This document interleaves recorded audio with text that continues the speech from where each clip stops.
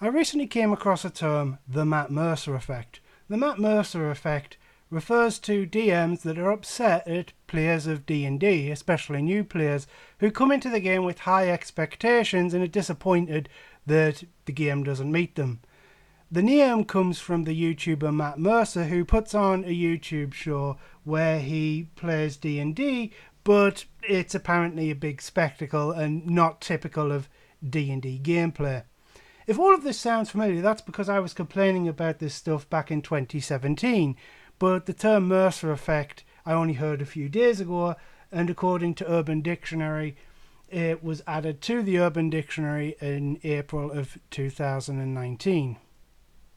If you've ever watched my rant videos, then you've probably already guessed my stance on it.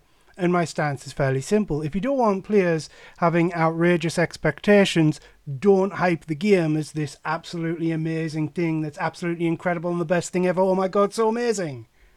DMs can blame Matt Mercer all they want, but I personally have never watched his videos. I might have watched some of his DM advice videos, but I've never watched him actually playing a game. So that can rule me out at least.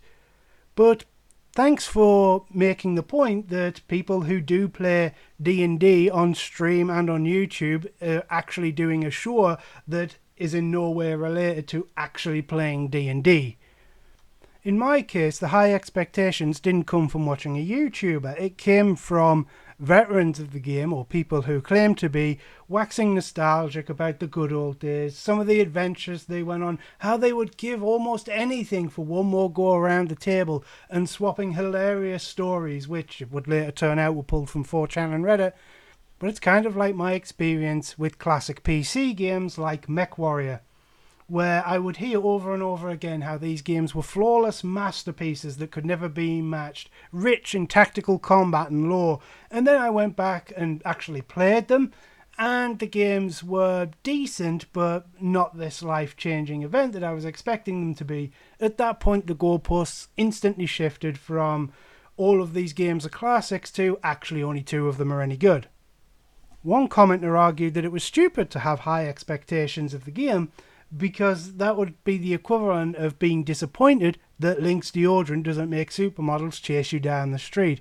But I think that's a bad comparison. I think a better comparison would be a bullshot trailer. A bullshot, for those unfamiliar, is when a game trailer or screenshots will show this amazing game, but the actual finished game looks nothing like the game in the screenshots. Usually the trailers look way better than what the finished game ends up looking like. And this is what it's like with RPGs. The promise of deep tactical combat, clever players, and role-playing where you really get into character actually doesn't really exist. In practice, combat is kind of slow, boring, and not very tactical, and the role-playing amounts to silly voices and slapstick comedy. If you repeatedly promise the former, but then give the players the latter, then I think they've got every right to be disappointed. So is the Matt Mercer effect really a thing? It could be, I'm not ruling it out. I haven't watched the videos, I skimmed one just for the sake of this video, and I don't see what it is that's happening that wouldn't really happen in a game of D&D. I don't think people are really expecting to have this moody set with music and candles and all of that stuff. And I think most people would look at that and say, yeah, it's obviously not going to have that. But if you're referring to actually playing the game, then again, that's on the DMs. If you promise like an action adventure game and then give them like boring fan fiction, that's on you.